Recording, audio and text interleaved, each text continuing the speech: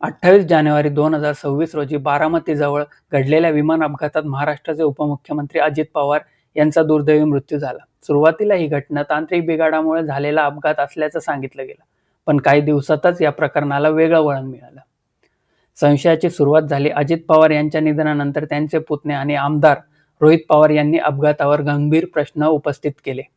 त्यांचा आरोप काय आहे? विमानाच्या देखभालीत मोठं दुर्लक्ष झालं.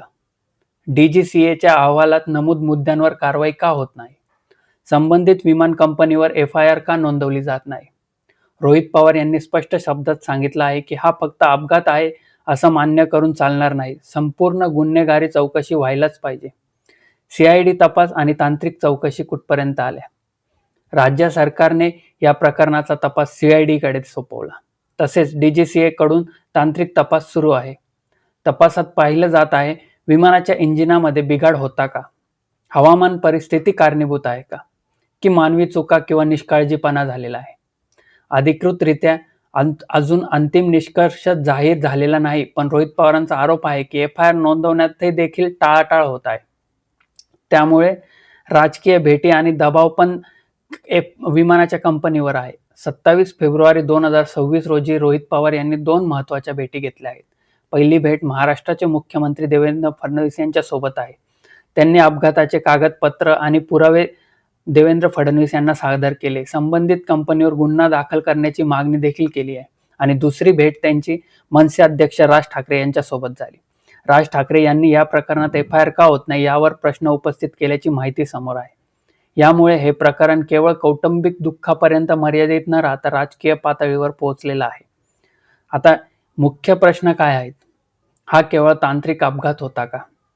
विमान कंपनीची जबाबदारी निश्चित होणार का? FIR नोंदवण्यास एवढा उशीर का होत आहे? तपासावर कोणता राजकीय दबाव आहे का? रोहित पवार यांचा दावा आहे की न्यायासाठी लढा सुरूच राहील, तर सरकारचं म्हणणं आहे की तपास सुरू आहे आणि निष्कर्ष आल्यानंतर योग्य कारवाई करण्यात येईल. जनतेच्या मनातील भावना काय आहेत? अजित पवार हे राज्यातील मोठे आणि प्रभावशाली नेते होते. त्यांच्या अचानक मृत्यूमुळे राजकीय समीकरणांवर मोठा परिणाम झाला आहे. जनतेच्या मनात 2 भावना स्पष्ट आहेत. 1. ही दुर्दैवी घटना होती. 2. या प्रकरणामागे काहीतरी दडलेलं आहे. जोपर्यंत अधिकृत अंतिम अहवाल येत नाही तोपर्यंत हे प्रश्न सामान्य जनतेच्या मनात कायम राहणार. पुढे काय? CIDचा अंतिम अहवाल महत्त्वाचा ठरणार आहे. DGCAचा सविस्तर तांत्रिक अहवाल निर्णायक ठरू शकतो. FIR नोंदवली जाते का हे देखील तेवढंच महत्त्वाचं आहे.